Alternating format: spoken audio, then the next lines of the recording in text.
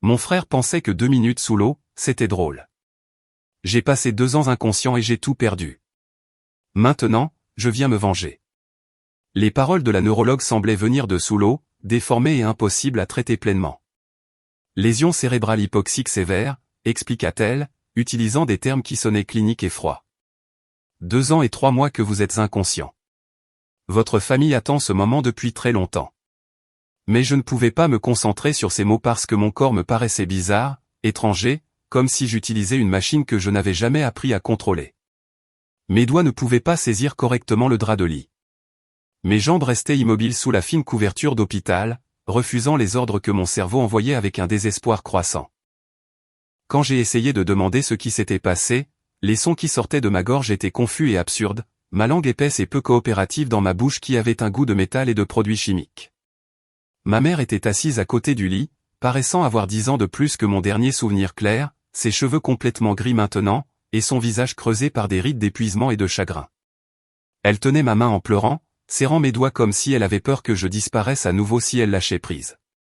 Mon père se tenait près de la fenêtre, le dos tourné vers nous, ses épaules tremblant d'une manière qui suggérait qu'il pleurait aussi, mais ne voulait pas que je le voie. Ni l'un ni l'autre ne ressemblait aux parents dont je me souvenais de la fête à la piscine. C'était en juillet, le 4 juillet précisément, chez l'oncle Raymond avec toute la famille réunie pour le barbecue et la baignade annuelle. Maintenant, ma mère disait que nous étions en octobre, et que l'année avait avancé 2 fois depuis ce jour, 730 jours de ma vie simplement effacés, volés, partis dans une obscurité dont je ne pouvais me souvenir ni expliquer.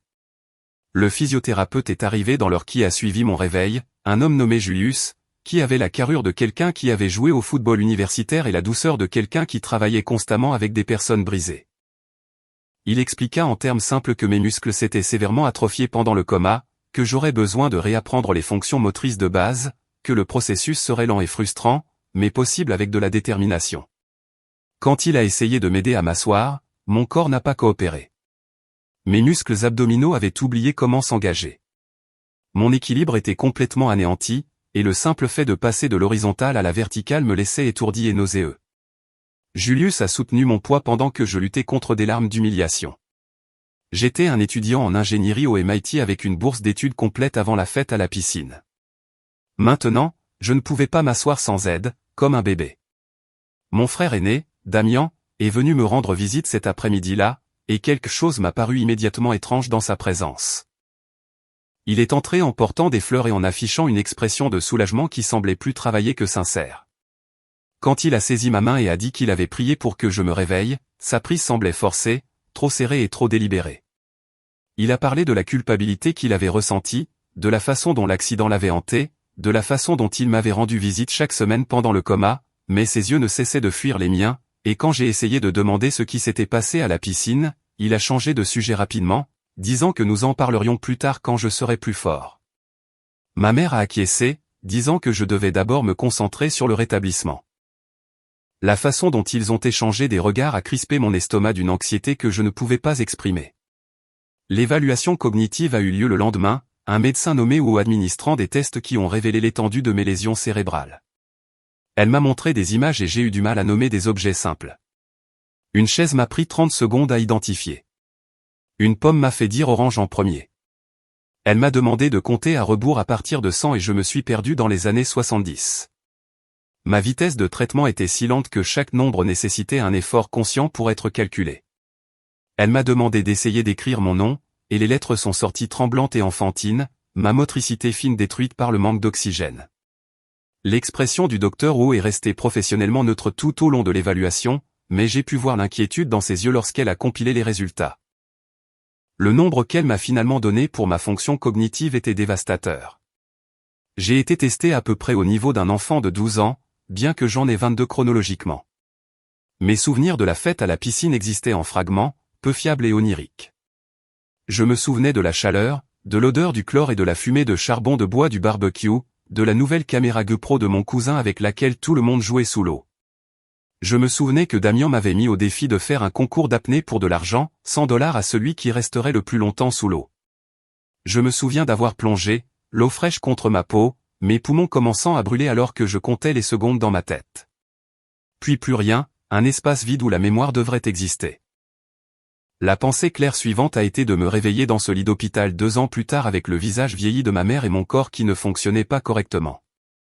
Le docteur Wu a expliqué que les lésions cérébrales hypoxiques causaient souvent une perte de mémoire autour de l'événement traumatique, que je ne pourrais peut-être jamais récupérer ces derniers moments. L'explication m'a paru insuffisante d'une certaine manière. Julius a travaillé avec moi quotidiennement sur la réadaptation physique, et les progrès ont été terriblement lents. Le 3e jour, j'ai réussi à m'asseoir sans aide pendant 30 secondes avant que l'épuisement ne me fasse retomber. Le 5e jour, j'ai bougé mes jambes volontairement pour la première fois, juste une contraction, mais Julius a célébré comme si j'avais couru un marathon. Le 8e jour, je me suis tenu debout avec de l'aide, mes jambes tremblant violemment à cause de l'effort de soutenir mon poids gaspillé. Chaque petite victoire s'accompagnait de la conscience écrasante de la distance à laquelle j'étais tombé.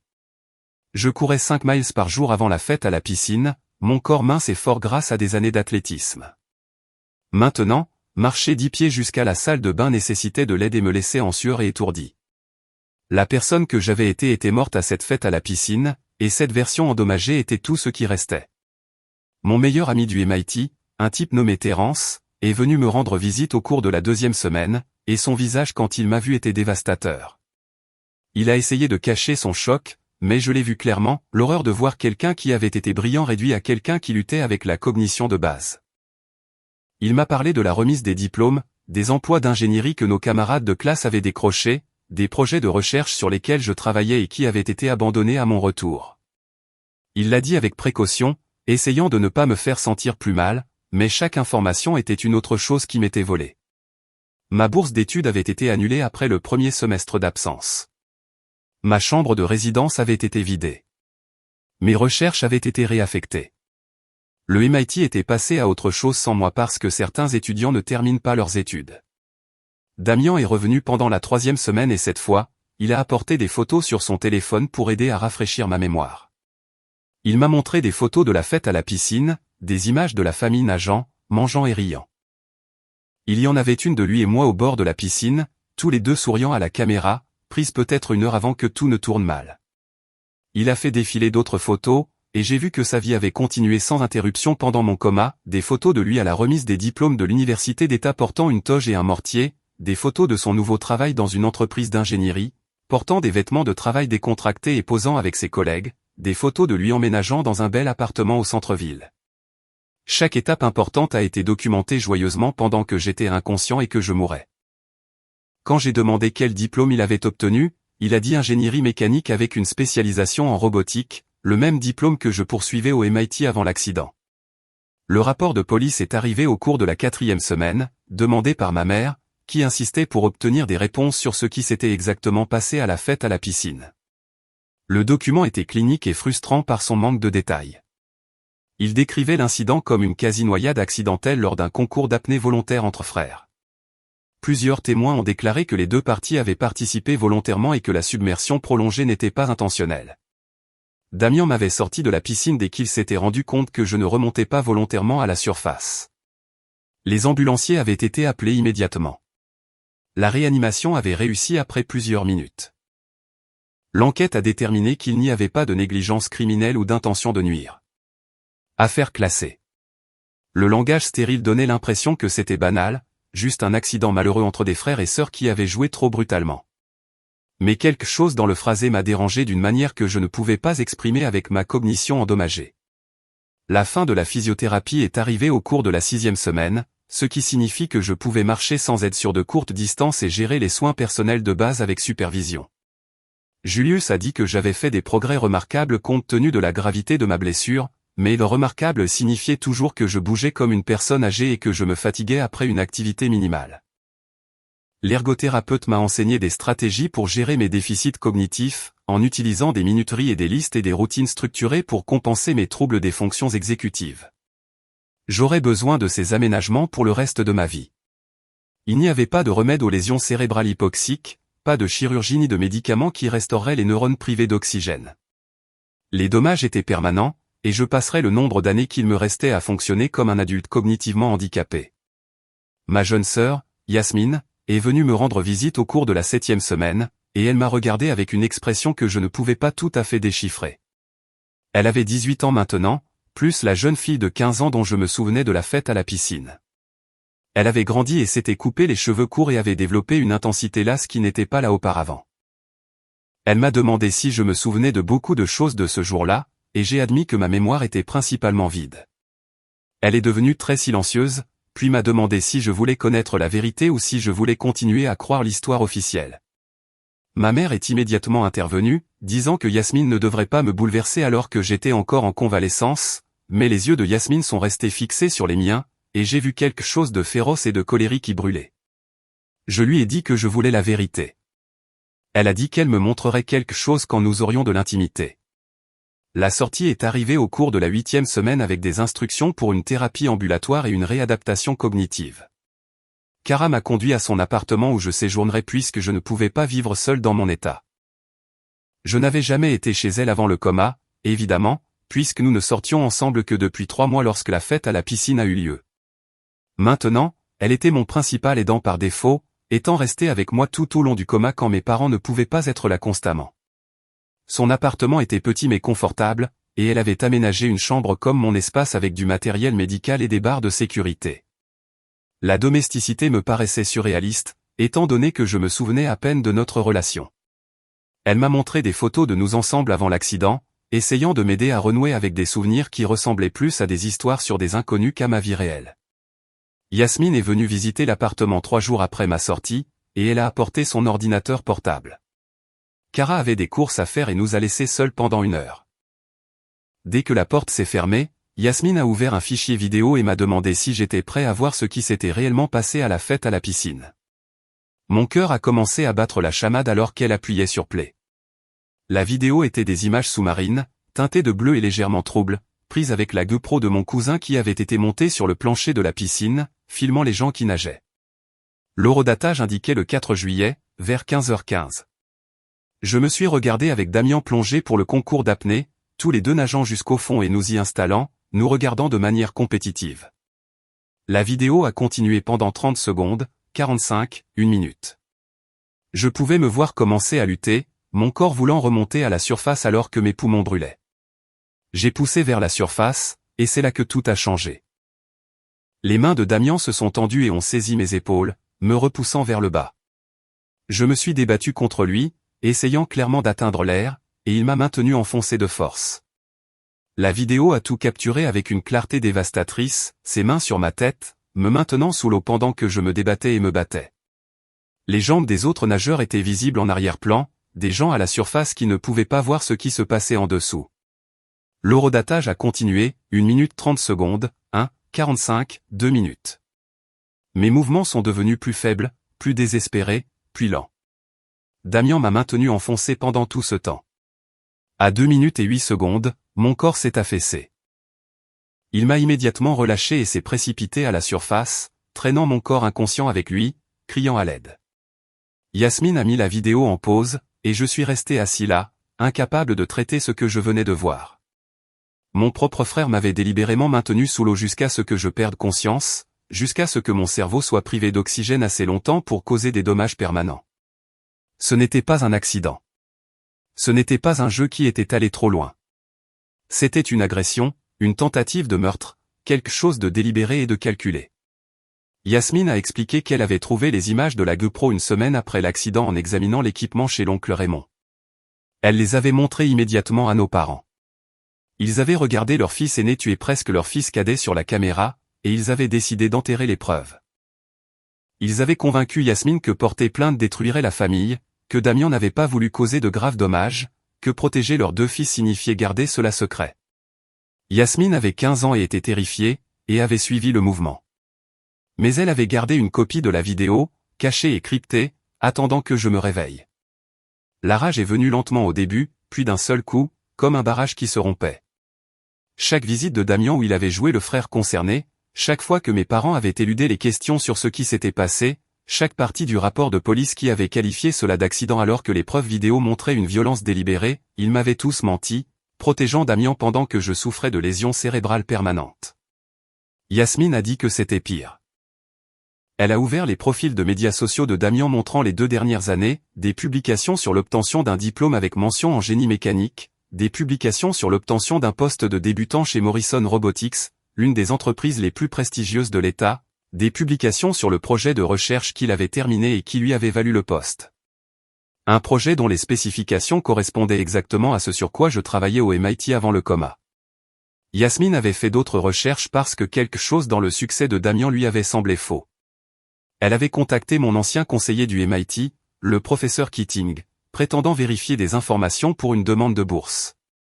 Keating avait mentionné à quel point mon accident était regrettable, surtout compte tenu des recherches prometteuses que je menais sur les interfaces robotiques adaptatives.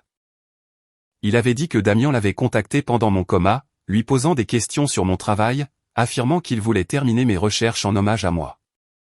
Keating avait donné accès à mes fichiers et notes, pensant qu'il aidait un frère en deuil à honorer son frère comateux. Damian avait pris mes recherches, avait légèrement modifié l'approche et l'avait soumise comme son mémoire de fin d'études dans son école d'état médiocre. La thèse avait été suffisamment bonne pour être remarquée par Morrison Robotics pendant la saison de recrutement. J'ai écouté Yasmine expliquer comment Damian avait systématiquement volé ma vie pendant que j'étais inconscient. Il avait pris mes recherches et les avait utilisées pour obtenir le poste d'ingénieur que j'aurais obtenu. Il avait emménagé dans le genre d'appartement que je prévoyais de louer après l'obtention de mon diplôme. Il avait bâti une carrière sur les fondations de mon travail tout en disant à tout le monde qu'il honorait son frère blessé. Et nos parents savaient tout cela, savaient qu'il avait failli me tuer délibérément, savaient qu'il avait volé mes recherches, et avait aidé à tout dissimuler pour le protéger. La trahison était si complète et à plusieurs niveaux que je ne pouvais pas la traiter pleinement avec ma cognition endommagée. Je n'arrêtais pas de regarder la vidéo sous-marine, les mains de Damian sur ma tête, me maintenant enfoncées pendant que je luttais et mourais. Kara est rentrée à la maison et m'a trouvé en train d'hyperventiler sur le canapé pendant que Yasmine essayait de me calmer. Entre deux respirations haletantes, j'ai expliqué à propos de la vidéo, à propos de Damian me maintenant sous l'eau délibérément, à propos des recherches volées et des mensonges. Le visage de Kara est passé du choc à la fureur, puis à quelque chose de froid et de déterminé. Elle était infirmière, et elle comprenait l'agression médicale, comprenait le concept de causer délibérément des dommages tout en conservant une dénégation plausible. Elle a demandé à Yasmine si elle avait des copies de tout, et Yasmine a acquiescé, lui montrant des fichiers cryptés sur plusieurs disques. Kara a dit que nous avions besoin d'un avocat immédiatement, quelqu'un qui se spécialise dans les cas d'agression et qui peut naviguer dans l'intersection compliquée de la violence familiale et de la réticence des poursuites. Elle connaissait quelqu'un de son travail à l'hôpital, une défenseur des victimes qui mettait les survivants d'agression en contact avec des ressources juridiques. L'avocate s'appelait Diana Okoye, et elle était spécialisée dans les cas où les enquêtes initiales avaient été inadéquates ou corrompues. Elle nous a rencontrés 3 jours plus tard et a regardé la vidéo sous-marine sans réaction visible, son expression professionnellement neutre. Quand elle a été terminée, elle a demandé pourquoi cela n'avait pas été présenté à la police à l'origine. Yasmine a expliqué que nos parents l'avaient supprimé, qu'elle avait 15 ans et qu'elle avait peur, à propos de la pression familiale pour protéger Damian. Diana a demandé si j'avais subi des blessures permanentes, et j'ai fait un geste vers tout mon corps, vers mes handicaps cognitifs et physiques évidents. Elle a pris des notes et a dit, c'était clairement une agression avec des lésions corporelles graves, peut-être une tentative de meurtre, selon la façon dont les poursuites voudraient encadrer l'intention. Le délai de prescription n'avait pas expiré parce que j'avais été dans le coma pendant la majeure partie de la période, ce qui a interrompu le délai légalement. Diana a expliqué le processus avec soin, consciente que mon traitement cognitif était altéré. Déposer des accusations nécessiterait d'impliquer la police et le bureau du procureur de district. La preuve vidéo était convaincante, mais nous ferions face à des défis de la part de ma famille, qui défendrait probablement Damian et affirmerait que les images étaient trompeuses, ou qu'ils avaient déjà enquêté et n'avaient trouvé aucune intention criminelle. Diana devrait prouver non seulement que Damian m'avait maintenu sous l'eau, mais qu'il avait l'intention de causer des dommages graves. La défense soutiendrait que c'était une bagarre de frères qui était allée trop loin accidentellement. Nous aurions besoin de preuves supplémentaires montrant un modèle de comportement ou un motif. J'ai demandé ce qui se passerait si nous gagnions. Diana a dit que Damian ferait face à des accusations criminelles, purgerait probablement une peine de prison importante, et je pourrais demander des dommages-intérêts civils pour l'agression et pour le vol de ma propriété intellectuelle. L'argent ne pourrait pas restaurer ma fonction cérébrale, mais il pourrait pourvoir aux soins continus dont j'aurais besoin à vie. Yasmine avait plus de preuves à partager, tirées de 2 années d'enquête discrète. Alors que tout le monde pensait qu'elle avait accepté l'histoire de couverture de la famille, elle avait trouvé des textos du jour de la fête à la piscine, où Damien avait envoyé des messages à des amis pour leur dire qu'il en avait marre de vivre dans mon ombre, que tout le monde le comparait toujours défavorablement à son frère génie du MIT. Elle avait trouvé son historique de recherche de la semaine précédant la fête, montrant qu'il avait recherché combien de temps quelqu'un pouvait retenir sa respiration, ce qui se passait pendant la noyade, combien de temps prenaient les lésions cérébrales à se produire. Elle avait documenté son accès à mes fichiers de recherche du MIT et le calendrier de sa soumission d'un travail presque identique comme sa propre thèse. Chaque élément de preuve pointait vers la préméditation, vers Damien m'attaquant délibérément, puis volant systématiquement mon travail académique pendant que j'étais inconscient et incapable de me défendre. Nous avons déposé le rapport de police au cours de la 10e semaine de ma conscience, 11 semaines après mon réveil du coma. Le détective Marshall a pris notre déclaration et a regardé la vidéo avec une expression qui est passée du scepticisme à la détermination sombre. Il a demandé pourquoi l'enquête initiale n'avait pas révélé ces images, et Yasmine a expliqué la suppression familiale. Marshall a dit que cela compliquait les choses, mais ne rendait pas l'agression moins passible de poursuite. Il aurait besoin d'interroger les témoins de la fête à la piscine, d'obtenir la GoPro originale comme preuve, et de parler à mes parents de la raison pour laquelle ils avaient caché des preuves disculpatoires dans ce qui équivalait à une tentative de meurtre. L'entrevue serait litigieuse parce que mes parents refuseraient probablement de coopérer. J'ai dit à Marshall de faire tout ce qui était nécessaire. Ma famille avait choisi Damien plutôt que moi quand ils ont enterré ces preuves, et je ne leur devais aucune protection. Maintenant, la réaction de mes parents à l'enquête policière a été exactement ce que Yasmine avait prédit. Ils m'ont appelé à plusieurs reprises, ce que j'ai ignoré. Ils se sont présentés à l'appartement de Kara, exigeant de me parler, affirmant que Yasmine me manipulait et que je prenais de terribles décisions pendant que j'étais cognitivement déficient. Kara s'est tenue à la porte et leur a dit qu'ils n'étaient pas les bienvenus, qu'ils avaient perdu leur droit à la préoccupation parentale quand ils avaient couvert l'agression de leur fils sur leur autre fils. Ma mère a pleuré et a dit qu'ils essayaient de protéger la famille, que Damien n'avait pas l'intention de causer des dommages permanents, que porter plainte détruirait tout le monde. La réponse de Carrara était glaciale. Damien m'avait déjà détruit, et il l'avait aidé à le faire. Elle leur a claqué la porte au nez et a appelé la police pour signaler le harcèlement. Damien a été arrêté sur son lieu de travail un jeudi matin au cours de son 3e mois en tant qu'ingénieur junior chez Morrison Robotics. Yasmine s'était positionnée de l'autre côté de la rue avec la caméra de son téléphone et a capturé le moment où les policiers l'ont emmené menotté sous le regard choqué de ses collègues. Son visage exprimait une incrédulité totale, comme s'il pensait vraiment qu'il s'en était tiré. Les accusations étaient des coups et blessures graves au premier degré, avec des accusations de tentative de meurtre en suspens, en fonction de la décision du grand jury. La caution a été fixée à $250 000, et notre père l'a versée en quelques heures, en liquidant des comptes de retraite pour libérer son fils aîné. Le message était clair quant à l'enfant qu'ils avaient choisi de soutenir. Morrison Robotics a suspendu Damien pendant l'enquête après avoir pris connaissance des accusations de voies de fait et des allégations de vol de propriété intellectuelle. Diana leur avait envoyé une lettre détaillée expliquant que la thèse primée de Damien était basée sur des recherches volées à son frère au MIT et que son emploi avait été obtenu grâce à des références frauduleuses. L'entreprise prenait le vol de propriété intellectuelle au sérieux et a lancé une enquête interne. En une semaine, ils ont comparé la thèse de Damien à mes fichiers de recherche originaux du MIT et ont trouvé les similitudes indéniables.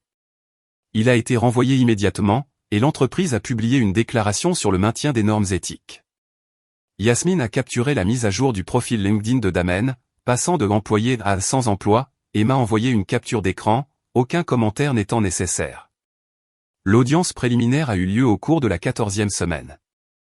Diana a présenté la vidéo sous-marine à un juge qui l'a regardée sans émotion visible, bien que sa mâchoire se soit serrée visiblement vers la 2e minute, lorsque mon corps s'est affaissé. L'avocat de Damien, un homme nommé Foster, a fait valoir que la vidéo manquait de contexte et que l'incident avait déjà fait l'objet d'une enquête policière en tant qu'accident.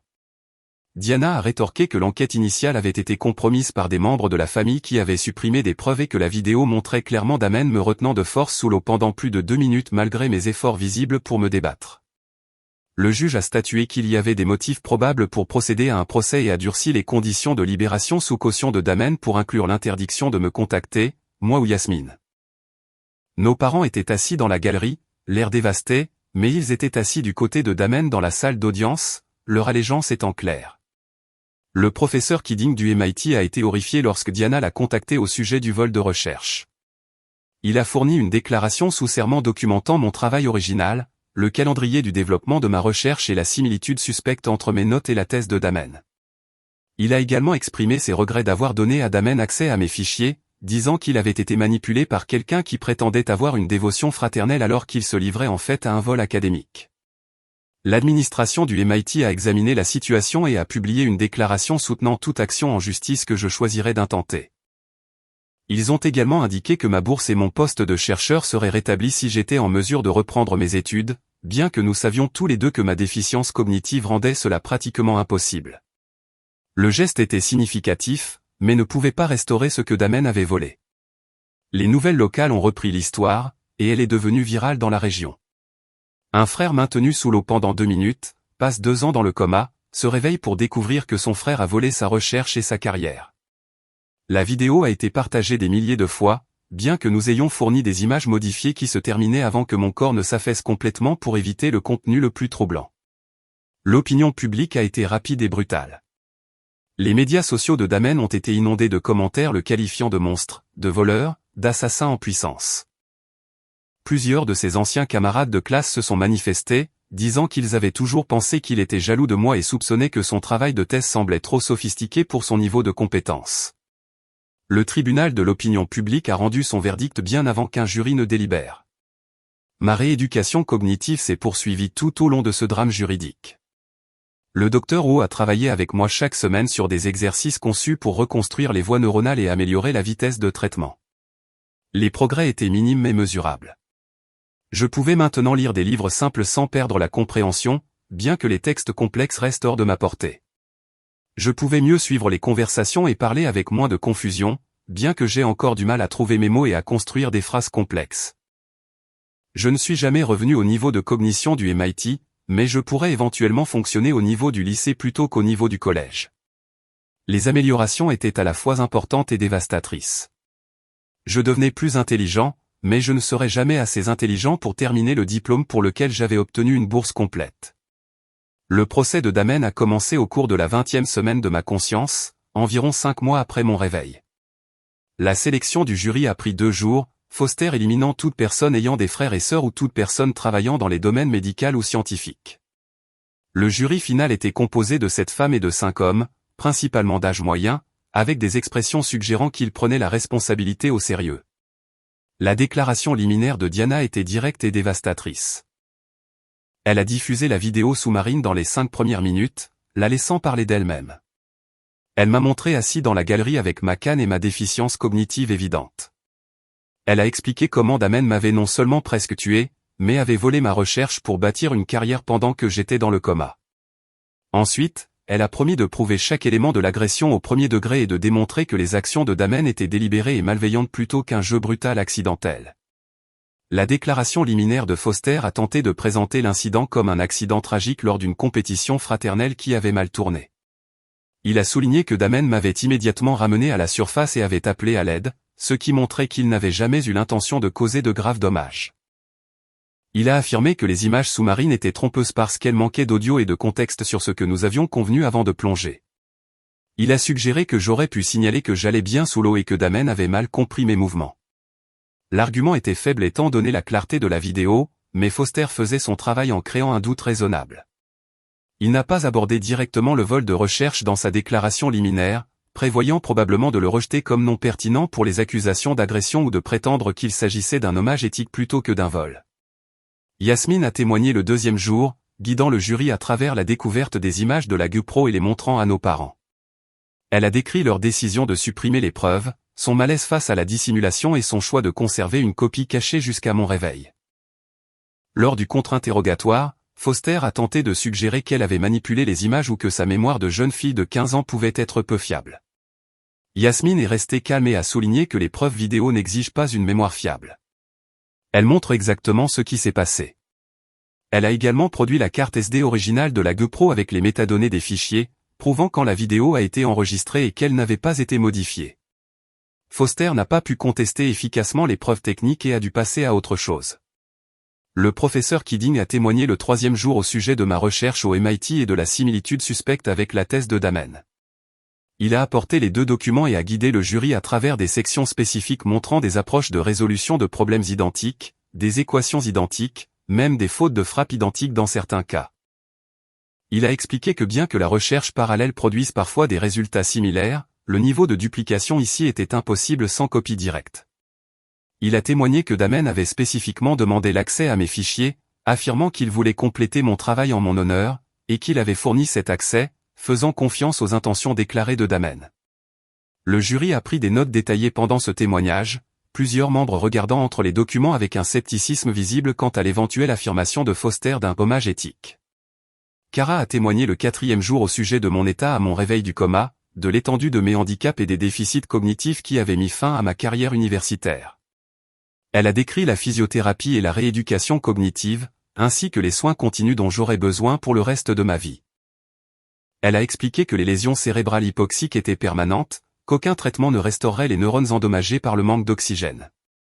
Lors du contre-interrogatoire de Foster, elle a reconnu que certains patients comateux se rétablissent plus complètement que d'autres, mais a souligné que 2 minutes et plus sans oxygène causaient de manière fiable de graves lésions cérébrales.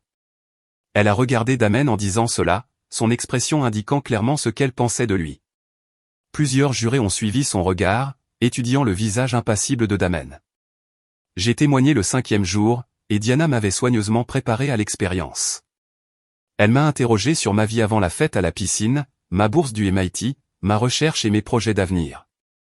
J'ai décrit ma relation avec Damen en grandissant, qui avait été généralement positive avec une rivalité fraternelle normale. J'ai admis que j'avais été le plus performant sur le plan scolaire, ce qui avait parfois créé des tensions, mais rien qui suggérait la violence. Puis Diana m'a demandé de décrire ce dont je me souvenais de la fête à la piscine, et j'ai expliqué la compétition d'apnée, la plongée, le besoin croissant de remonter à la surface. J'ai dit au jury que la dernière chose dont je me souvenais était d'avoir essayé de remonter vers l'air et d'avoir senti des mains sur mes épaules. Puis plus rien jusqu'à mon réveil à l'hôpital 2 ans plus tard pour apprendre que toute ma vie avait été volée. Le contre-interrogatoire de Foster a tenté de suggérer que ma mémoire était peu fiable en raison de lésions cérébrales et que je pourrais confondre ce dont je me souvenais réellement avec ce que la vidéo m'avait montré. J'ai reconnu que ma mémoire avait des lacunes, mais j'ai dit que la sensation physique d'être maintenu enfoncé était viscérale et distincte, quelque chose dont je me souvenais avant de voir des images. Foster a demandé si Damen et moi avions déjà joué brutalement auparavant, si nous nous étions déjà battus ou si nous avions concouru physiquement. J'ai dit oui à un jeu brutal fraternel normal, mais j'ai souligné qu'un jeu normal ne continue pas après que quelqu'un essaie clairement d'arrêter. Foster a tenté de suggérer que les signaux sous-marins pouvaient être ambigus et que Damen aurait pu sincèrement penser que j'allais bien. J'ai souligné que la vidéo me montrait en train de me débattre violemment et de m'affaisser, ce qui ne sont pas des signaux ambigus.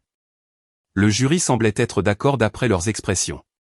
La vidéo a été diffusée à nouveau le 6e jour, cette fois avec un expert médical fournissant des commentaires. Le docteur Rachid, spécialiste de la noyade et des lésions hypoxiques, a raconté ce qui se passait psychologiquement à chaque étape. Il a expliqué qu'à 30 secondes sous l'eau, l'inconfort commence. À 60 secondes, l'envie de respirer devient irrésistible. À 90 secondes, la panique s'installe. À 2 minutes, la conscience commence à s'estomper. À 2 minutes et plus, les lésions cérébrales commencent. Il a souligné l'horodatage exact où mes mouvements sont passés d'une lutte active à une agitation faible à un affaissement, expliquant que Damen aurait senti le changement de résistance. Le témoignage d'expert a rendu la vidéo encore plus accablante parce qu'il prouvait que Damen m'avait délibérément maintenu à travers chaque étape de la détresse jusqu'à ce que je sois inconscient et mourant. Les amis de Damen qui avaient été à la fête à la piscine ont témoigné avec des niveaux d'utilité variables pour la défense. La plupart ont admis qu'ils étaient à la surface et n'avaient pas vu ce qui s'était passé sous l'eau. Un ami, un gars nommé Isaac, a témoigné que Damen avait semblé sincèrement choqué quand je ne me suis pas réveillé immédiatement, qu'il avait pratiqué la RCR en criant à quelqu'un d'appeler le 911. Le contre-interrogatoire de Diana a demandé si Isaac avait remarqué Damen agir de manière jalouse ou rancunière envers moi avant l'accident. Isaac a admis que Damen avait fait des commentaires sur le fait d'être toujours comparé défavorablement à son frère Jenny, mais l'avait rejeté comme un truc fraternel normal. Diana a demandé si maintenir quelqu'un sous l'eau pendant plus de 2 minutes entrait dans la catégorie des trucs fraternels normaux. Isaac n'avait pas de bonne réponse. Damen a témoigné pour sa propre défense le 8e jour, probablement contre l'avis de Foster. Il a affirmé que le concours d'apnée avait été mutuel et compétitif. Il a dit que je lui avais fait un signe de pouce en l'air sous l'eau indiquant que j'allais bien pour continuer. Il a affirmé que lorsqu'il avait attrapé mes épaules, C'était pour vérifier si je voulais arrêter, pas pour me retenir. Il a dit qu'il m'avait relâché au moment où il s'était rendu compte que j'étais en détresse et qu'il avait immédiatement essayé de me sauver. Son histoire contredisait la preuve vidéo claire montrant plus de 2 minutes de restriction à travers des efforts de plus en plus désespérés. Lors du contre-interrogatoire de Diana, il n'a pas pu expliquer pourquoi vérifier l'état de quelqu'un nécessitait de le maintenir enfoncé de force. Il n'a pas pu expliquer le signe de pouce en l'air qui n'était pas visible dans la vidéo. Il n'a pas pu expliquer pourquoi ses recherches Google avant la fête avaient inclus combien de temps les gens peuvent-ils retenir leur respiration et qu'est-ce qui cause les lésions cérébrales. Le vol de recherche a été soulevé lors du contre-interrogatoire de Damen par Diana. Elle lui a demandé d'expliquer les similitudes entre sa thèse et mon travail au MIT. Il a affirmé qu'il avait été inspiré par ma recherche et qu'il avait développé sa propre approche de problèmes similaires. Diana a présenté les documents côte à côte montrant des solutions identiques et a demandé comment l'inspiration expliquait les fautes de frappe identiques. Damen a dit coïncidence. Diana a demandé si c'était une coïncidence qu'il ait demandé l'accès à mes fichiers pendant mon coma. Damen a dit qu'il voulait comprendre mon travail pour se sentir proche de moi. Diana a demandé si se sentir proche de son frère comateux incluait l'utilisation du travail de ce frère pour lancer sa propre carrière. Damen n'avait pas de réponse qui ne sonnait pas intéressée. Plusieurs jurés ont semblé dégoûtés. Les plaidoiries finales ont eu lieu le 9e jour. Diana a guidé le jury à travers chaque élément de preuve méthodiquement, la vidéo montrant la restriction délibérée, les recherches Google prouvant la préméditation, la recherche volée montrant l'exploitation systématique, les 2 années que j'avais passées inconscient pendant que Damen construisait une carrière sur mon travail. Elle a souligné que Damen m'avait presque tué puis avait profité de mon incapacité, montrant un manque total de remords ou de responsabilité. Elle a demandé au jury de le tenir responsable de tentatives de meurtre et de reconnaître que l'agression avait détruit mon avenir tout en construisant le sien. Puis elle m'a montré et leur a demandé de se rappeler que la justice retardée ne devait pas signifier justice refusée. La plaidoirie finale de Foster a tenté une dernière fois de présenter tout comme un malentendu tragique. Il a souligné que Damen avait appelé à l'aide immédiatement, qu'il m'avait rendu visite tout au long du coma, que la situation de la recherche était une éthique compliquée plutôt qu'un vol. Il a demandé au jury de considérer si punir Damen avec des décennies de prison aiderait qui que ce soit ou détruirait simplement une autre jeune vie. Il a suggéré que des dommages civils pourraient me dédommager pour mes blessures sans envoyer Damen en prison. L'argument semblait creux après 9 jours de preuves montrant une violence calculée et une exploitation systématique. Le jury a délibéré pendant 11 heures sur une journée et demie. À leur retour, leurs expressions étaient sombres et déterminées. Le verdict était coupable sur tous les chefs d'accusation, agression au premier degré, vol de propriété intellectuelle. L'accusation de tentative de meurtre avait été requalifiée en agression avec intention de causer des lésions corporelles graves, qui était passible d'une peine allant jusqu'à 20 ans. Le visage de Damen est devenu blanc lorsque le président du jury a lu chaque verdict de culpabilité. Nos parents ont sangloté ouvertement dans la galerie, mais je n'ai rien ressenti d'autre qu'une froide satisfaction. Il avait été tenu responsable. Le système avait fonctionné malgré les tentatives de ma famille pour le corrompre. La justice était arrivée tard, mais elle était arrivée. Damen a été emmené menotté pendant que son avocat promettait de faire appel. Diana m'a dit de ne pas m'inquiéter des appels, que la preuve vidéo était inattaquable et que le verdict tiendrait. La détermination de la peine a eu lieu 6 semaines plus tard. Diana m'a aidé à préparer une déclaration de la victime qui détaillait tout ce que Damen m'avait volé. Pas seulement 2 ans de conscience, ni mon diplôme du MIT, ni ma santé physique et cognitive, mais mon avenir, ma carrière, mon sentiment de sécurité dans le monde. J'ai décrit mon réveil pour découvrir que mon frère avait essayé de me tuer puis avait passé 2 ans à construire une vie sur les fondations de mon travail pendant que j'étais inconscient. J'ai expliqué qu'aucune peine ne pouvait restaurer ce que j'avais perdu, mais que Damen devait faire face à des conséquences proportionnelles au préjudice qu'il avait causé. Kara et Yasmine ont également soumis des déclarations décrivant l'impact sur elle en tant que témoin de ma souffrance et en tant que personne trahie par les actions de Damen. La juge Richardson avait présidé le procès avec un détachement professionnel, mais sa déclaration de détermination de la peine a clairement indiqué ce qu'elle pensait de la conduite de Damen. Elle a noté qu'il avait délibérément maintenu son frère sous l'eau jusqu'à ce qu'il soit inconscient et souffre de lésions cérébrales, puis avait systématiquement exploité l'incapacité de son frère à des fins personnelles. Elle a dit que la combinaison de la violence et de l'exploitation montrait un manque inquiétant d'empathie ou de conscience. Elle a rejeté l'argument de la défense en faveur de la clémence en raison de l'âge de Damen et de l'absence d'antécédents criminels, notant que les délinquants primaires qui commettent une tentative de meurtre ne méritent pas des peines réduites simplement parce qu'ils n'avaient tué personne auparavant. Elle l'a condamné à 18 ans de prison d'État avec possibilité de libération conditionnelle après avoir purgé 85%. Il aurait 43 ans avant d'avoir une chance de liberté. La salle d'audience a éclaté après la détermination de la peine. Nos parents ont crié que 18 ans était excessif, que la juge détruisait leur fils à cause d'un accident. La réponse de la juge Richardson a été vive et finale.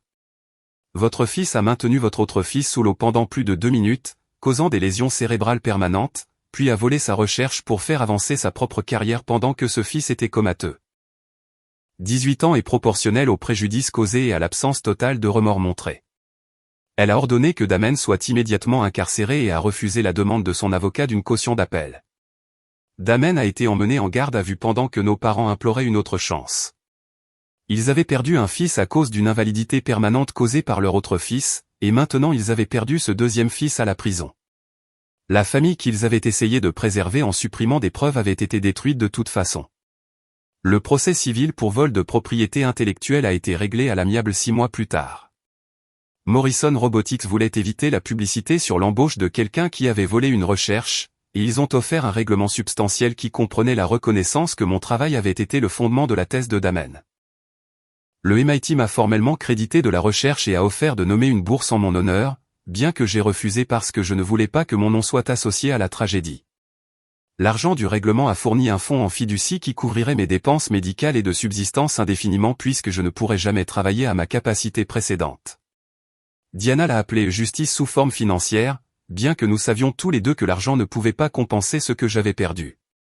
Mes parents ont essayé de me contacter à plusieurs reprises après la détermination de la peine, voulant une réconciliation ou un pardon ou quelque chose que je ne pouvais pas fournir. Ils avaient regardé Damen presque me tuer sur vidéo et avaient choisi de le protéger plutôt que de demander justice pour moi. Cette trahison était plus profonde que la violence de Damen parce qu'ils avaient eu un choix et avaient mal choisi. J'ai envoyé un courriel expliquant que je n'avais plus de relation familiale avec eux, qu'ils avaient renoncé à leurs droits parentaux lorsqu'ils avaient supprimé des preuves de tentative de meurtre. La réponse de ma mère était pleine de justifications sur le fait d'essayer de protéger leurs 2 fils et de ne pas vouloir détruire la famille. Je n'ai jamais répondu. Certaines fractures étaient trop fondamentales pour être réparées. Yasmine a emménagé avec Kara et moi 6 mois après le procès, ayant finalement dépassé l'âge de vivre chez nos parents et voulant s'éloigner d'eux. Elle s'est inscrite au collège communautaire pour étudier la justice pénale, inspirée par son rôle dans la traduction de Damen en justice. Elle a dit que le fait de voir le système fonctionner lorsqu'il recevait des preuves appropriées lui avait donné envie de faire partie de la prévention des erreurs judiciaires futures. Nous étions devenus plus proches grâce à l'enquête et au procès, liés par une trahison partagée et le choix de poursuivre la vérité plutôt que la loyauté familiale. Elle était le seul membre de la famille avec lequel je maintenais le contact, la seule qui avait choisi de me protéger plutôt que de protéger Damen. Ma fonction cognitive s'est stabilisée après 2 ans de réadaptation intensive. Je m'étais amélioré du niveau de 12 ans à environ le niveau du lycée, ce qui signifiait que je pouvais fonctionner de manière indépendante avec des systèmes de soutien en place. Je ne retournerai jamais au MIT, mais je pouvais lire, écrire et penser assez bien pour vivre une vie significative.